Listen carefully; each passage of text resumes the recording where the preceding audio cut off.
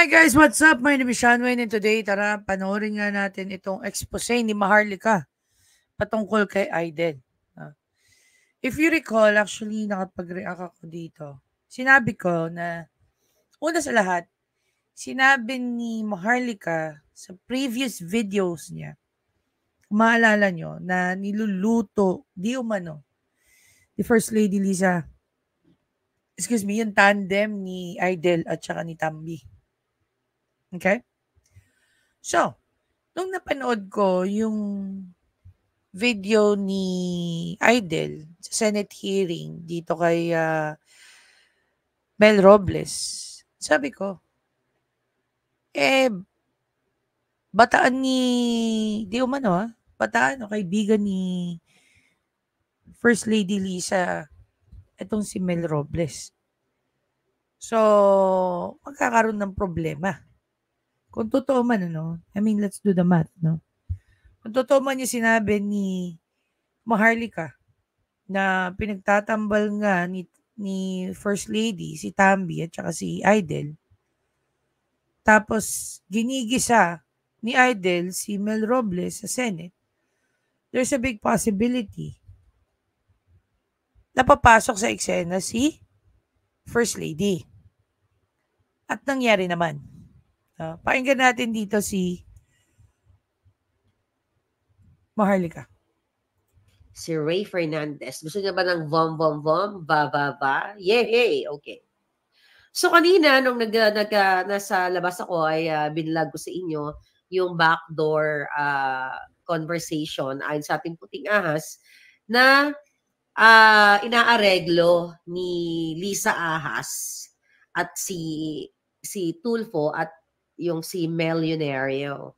Naka-move on na ba kayo doon sa incriminating statement ni babaeng Ahas o ni Lisa Smugs doon sa sama-sama tayong babangon muli para maging Melionario? And I'm so happy, trending, viral sa TikTok, sa YouTube, sa social, lahat. Ito yung sinasabi ni Maharlika, guys, no? Sa mga hindi pa nakakapanood. Wait lang Hi, Mel. Or should I say Melionario? Just wanted to wish you a happy 60th birthday. Naku, senior citizen ka na, ha? Dapat magpapayat ka na to be as sexy as Shay. We love you, Mel. I wish you all the best today and for the next 60th year. Big hug. Happy birthday. Thank you for everything you've done for me, my family, for my husband. Sama-sama tayo. Babago muli para maging Melionario. Hi, Mel. Sama-sama tayong... Okay, balik na tayo kay Maharlika. Ng social media platform. Ibig sabihin, ang tanong, saan pinalabas yun? Dun sa celebration ng birthday ni Mel Robles? Gising kayo. Sabi ni Mac, may sakit ka. Ni Miss Maharlika, wala. Ang ganda-ganda ng natin ngayon, ang galing perfectly beautiful. Okay daw. May sipon ka pa? Ako, dami na nagmamahal sa akin. But don't worry, I'm okay, okay? Dami kong mga nilalaklak na, hindi alak nilalaklak na paalindog. Okay, so ito na. So kanina, yung pansinin yung boses ko, kunyari sintonado tayo today. Galing ako sa concert. Okay? So kanina, sinabi ko sa inyo na nakarating sa atin na wina-workout ni babaeng Ahas at ni Melionario si Raffy Tulfo. At binanggit ko rin sa inyo ang tungkol kay Coco Pimentel na kaya nung last year ay hindi na push itong PCSO anomalies, nagkabayaran, nagkaayusan. Yun ang nakarating sa atin, sa ating, mula sa ating mga puting ahas. Pero bago ang lahat, na naman, gusto ko munang batiin ang aking mga palangga na 12,000 followers on Maharlika Network. Uy, mangyapon si Lola. Diba? Talo ka ang buhay ng Koteng. Okay? Ngayon, may pabigas ba para sa 12,000 followers? Gusto niyo bang magnakaw muna ako sa palangga? Gusto niyo bang magnanakaw tayo sa kaban ng bayan? No, pag ako nandiyan dyan, hindi yun na kailangan pabigas. Kasi bibigyan ko kayo ng decent life. Di ba? Pang ano lang yan, yung pang pagbigay. Although, nag-give away tayo. Pero ang ibig sabihin, hindi dapat tayo mga Pilipino na umaasa na lang sa 1 kilo, 2 kilong bigas kapalit ng pirma sa People's Initiative o mga pamasko. But yeah, paayuda. Okay. Papaayuda tayo, pero ngayon kasi seryoso tayo ngayon, mga palangga. Okay?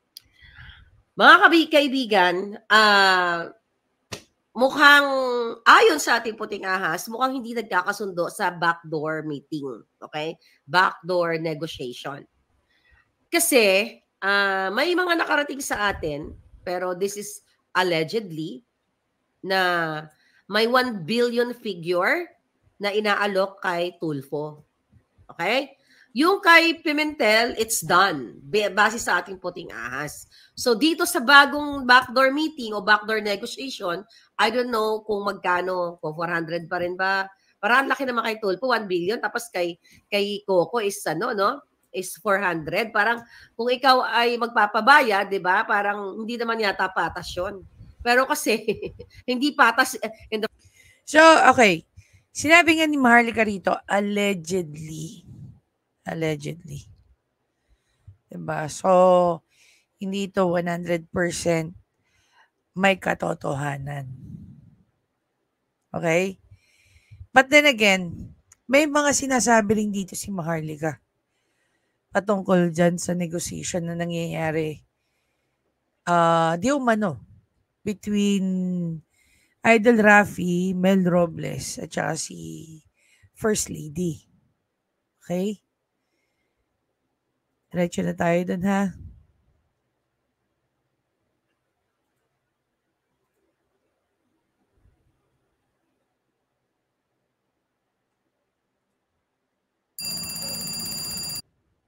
So, nag-backdoor meeting sila ayon sa ating Juting Jahas. Okay, sa ating Juting Jahas, mga palangga, at mukhang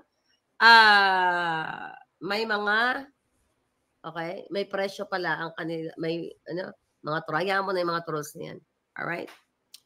So, we're talking about what? 1 billion? Di ba sinabi ko to kanina? So, ang nangyari ganito. Ano ba title ko? Baka mawala ako sa title. Okay. Senator Tulfo may bomba sa Thursday. Okay, sa Thursday, magkakaroon uli ng Senate hearing. Di ba, nag-executive session sila. Kung hindi nila ikakansela, magkakaroon uli ng Senate hearing kung saan itutuloy nila yung naudlot nung nakaraan. Okay? Naudlot, di ba? Kaputol ng nakaraan. Ng karaang pagnanakaw. So, ganon. So, ang mangyayari, ayon sa ating Juting Jahas, dahil kung hindi. Okay? Pero parang more on, mas mataas ang porsyento na hindi sila nagkasundo. Okay? Whatever, kung ano man pinagchikahan nila, ilalabas ni Tulfo ang bomba ng mga ebidensya na etong si Robles at si Lisa Ahas, si Taning, lahat ng involved sa PCSO ay mayroong pinurchase na isang bagay, yun lang muna sasabihin natin kasi hindi pa pwede daw ilabas. Huwag daw pangunahan. Okay muna. May isang bagay na binili si Lisa, si Robles, si Milyonaryo, okay, na isang bagay na nagkakahalaga ng 30 million pesos. Ano yung bagay na yon? Yung bagay na yon ay, tao, bagay? Nakakain ba? Yung bagay na yon, mga palangga, ay ginamit, okay? I have to be very careful, mga palangga. Baka mataranta si Lisa Smugs, okay? Ay ginamit para dayain kayong mga mananaya. Worth 30 million pesos. So ilalabas daw ito ni Tulfo sa Thursday.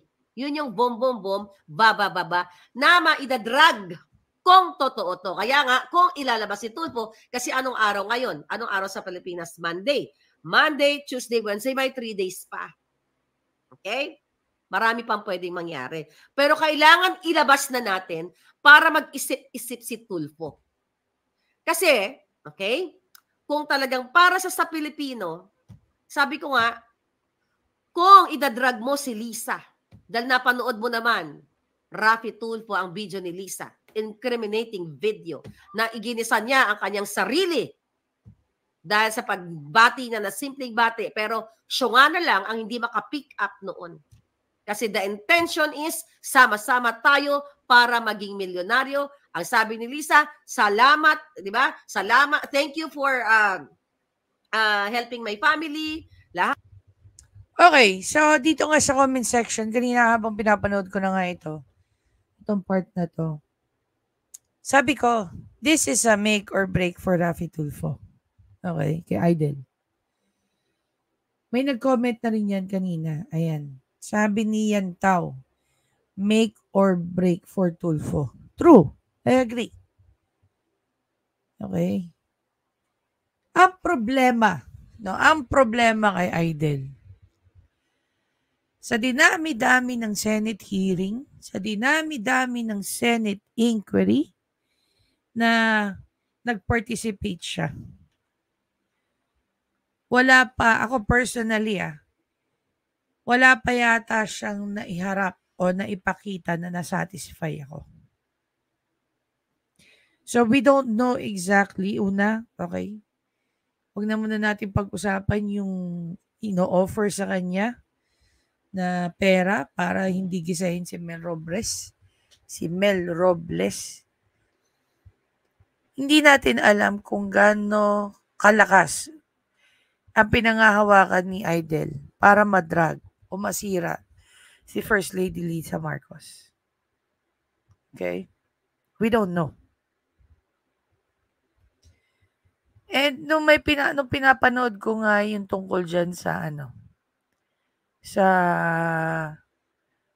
first part ng Senate inquiry sa Iloto, hindi ko alam kung, when it comes, pag si Raffy Tulfo nandyan sa mga Senate hearing at saka inquiry, I end up laughing and then just shutting off my computer, or I'll ship and move and watch a different show or different Senate inquiry or sessions. I'm starting to get tired of all his crap. No? Puro siya salita. Madalas wala naman siyang naipapakitang kahit ano. So hindi rin natin alam kung ano ba exactly ang pinangahawakan ni Idol na pwedeng maging against, no? O makasira kay FL Lisa.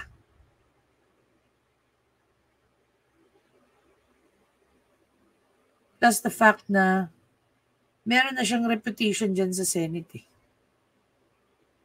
Okay? May reputation na siya dyan sa Senate. So,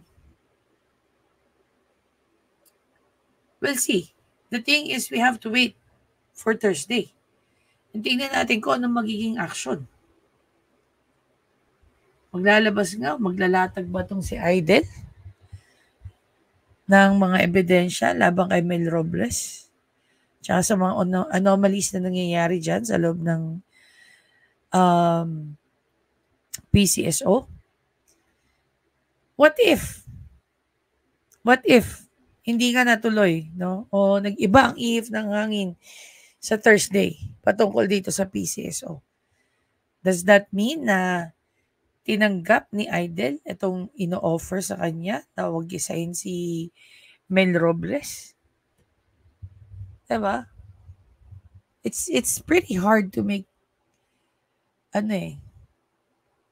some conclusions. Pero at least meron tayong idea na if hindi nga natuloy o hindi mangyayari na maglabas itong si Idol Raffy ng mga ebidensya laban sa PCSO, we can assume na siguro tinanggap niya yung offer.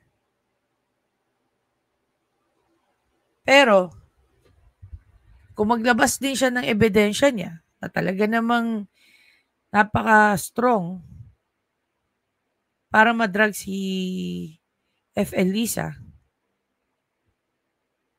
yan yung magpapabago sa imahe ni Raffy Tulfo.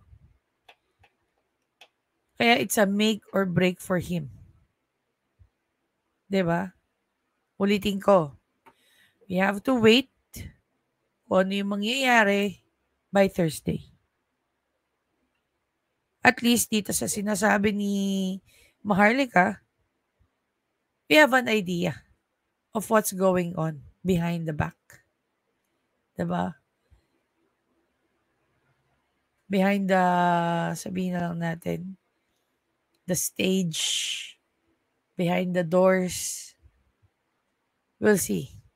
Meron pa nga siyang mga sinasabi rito patungkol dyan kung paano daw ginigisa yung mga lotto outlets, no, ng PCSO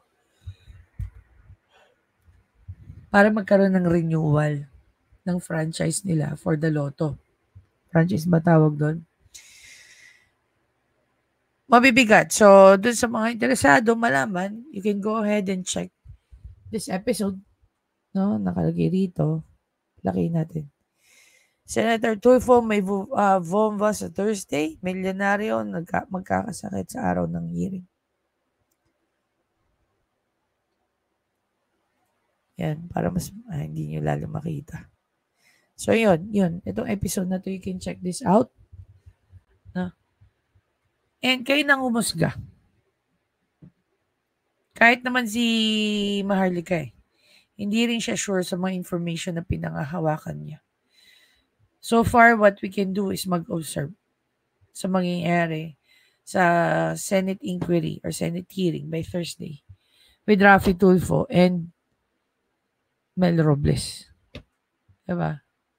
Anyway guys, again, maraming salamat sa panonood. Please don't forget to subscribe, like, and comment. Share nyo na rin yung thoughts nyo. Ano sa tingin nyo? May katotohanan ba itong but the idea itself, do you think may nangyaring backdoor, may nangyari kaya na backdoor meeting para pag-ayusin si Idel at saka itong si Robles? Pangalawa, anong pinahawakan ni Idel against sa PCSO na pwedeng ikasira din ni First Lady Lisa? Pangatlo, meron ba talagang offer na ipinakita o binigay dito kay Idel? Lalong-lalo na yung ganyang kalaki. No? Kung maalala nyo nga, sinabi nga na si Idel Raffy daw yung top paid YouTuber dito sa Pilipinas. Having 26 million. No? Accumulated naman yun, $26 million, which is equals to 1 billion. So imagine niyo since 2016? 17? 2016. Since 2016 to the time na ni-release yun, ilang taon niyang binuno yun. Ito, one snap of a finger lang. No, kung totoo man may offer. Anyway guys, again, maraming salamat. I'll see you in the next video. Bye guys!